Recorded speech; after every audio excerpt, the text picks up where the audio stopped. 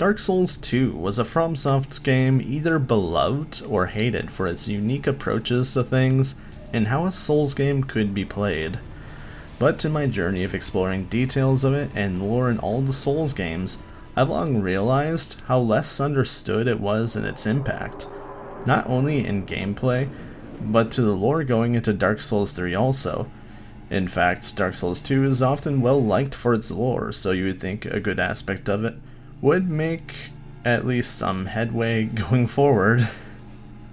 I'm Blue Exorcism Solstice, and we're going to discuss the topics I feel were less understood due to the classic FromSoft ambiguity and details in front of us being ignored for the details not as in front of us, like cut content and future content like Elden Ring. Overall, I think the community has done well to piece together lots of things that have happened within the games, but often I bring up these subjects to find people surprised that they haven't seen either of these points being made before. One of the most beloved topics to me personally of this sort regards our great antagonist of DS3, Pontiff Sulyvahn. You know Sulyvahn, tree wizard thing from the Painted World who came across Profane Flame and was changed by it with the idea of changing the world with it. Sulyvahn was behind one of the great betrayals of Anor Londo to seal its fate to Aldrich. But once we take a look at Sulyvahn's footprints of where he was from and must have been, a few peculiar things emerge. From the first real glimpse of the Profane Flame in the Profane Capital, the player will find a glorified loot off a body only familiar to a player who's played Dark Souls 2, Laddersmith Gilligan, surrounded by his handiwork of countless ladders, both in use and in shambles. And taking a better look at the once home of Sulyvahn, the Painted World, we realize he was born there of these mysterious tree women, one at the lower depths of the Painted World, crying, makes a ladder matching Gilligan's perfected art appear. This begs the question of why. Little would a Dark Souls 3 player know is that in Dark Souls 2 we've seen just this sort of scenario before in the Ivory Crown DLC. In Eleum, Loyce was a ladder, always present in the Frozen Land, but until acquiring the Eye of the Priestess do we realize it's actually there visually, as well as we see the physical appearance of the King's Pet that stands in our way. And back in DS3, we learn that Sulyvahn himself also bestows his own eyes, as well with some mannerism of enchantments. So then who are these tree women? Well, notice that they also in some cases manipulate fire, which, if we remember correctly of Izalith herself in Dark Souls 1, that she became tree-like in attempting to control the Chaos Flame. In Frozen Eleum Loyce, we have one such individual, talented in the manipulation of ice quite masterfully, who is set on quelling the old chaos for her selfless lord.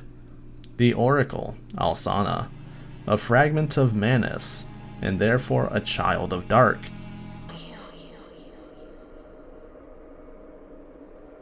This land is barren, cursed by the old chaos. It gave birth to atrocities, and the people fled in fear. Until our Lord, the Ivory King, came. My dear Lord, a most true king. It was with his magnificent soul that he built Eleum Loyce and contained the spread of chaos. But the chaos would not be sated, and the king gave his own soul.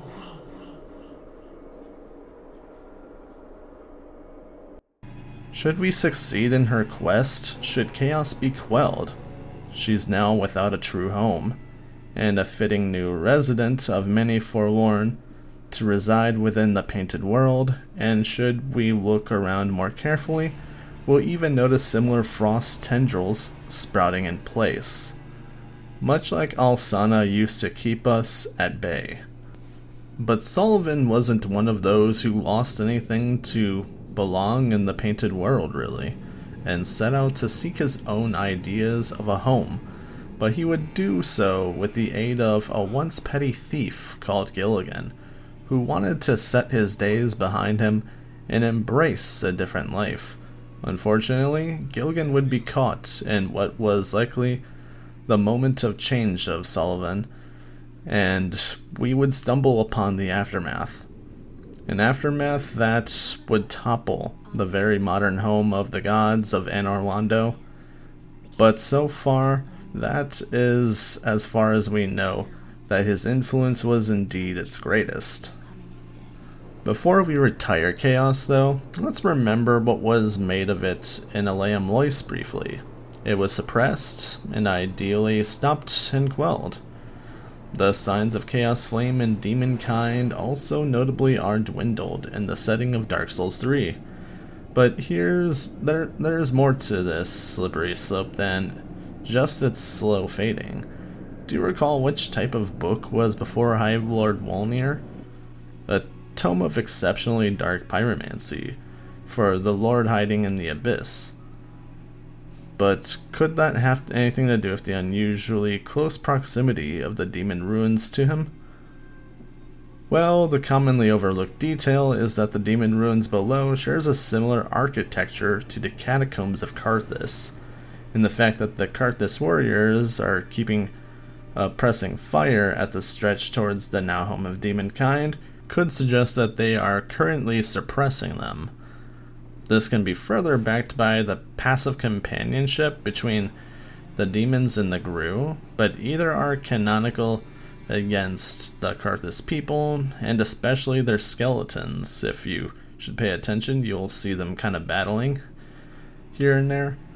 Thus, there's a reason to believe that the pyromancy book Wolnir possesses might have come from some form of last deal with demonkind, and especially the remaining sister witches of chaos, found beside one another in the ruins below. But here's the fun detail I want to point out of Wolnir, often overlooked due to his being such a small hurdle for the player. His crown tells us that he's essentially enacting the player's true ending approach of Dark Souls 2, where you collect the crowns of adversity and are bestowed their power extra to retain your humanity upon wearing them.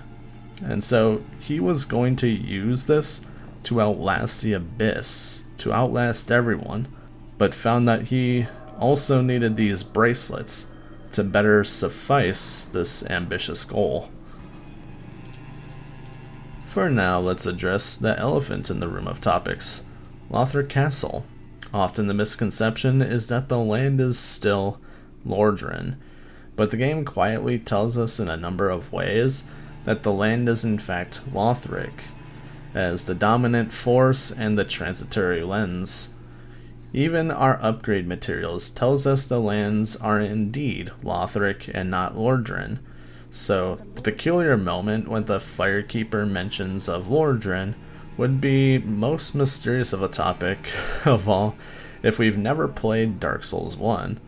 But that's only part of what keeps things from being straightforward. The other part begins once we note that the sorcery specially kept in the Grand Archive belonged to the sorcerer that convinced Prince Lothric against linking the fire.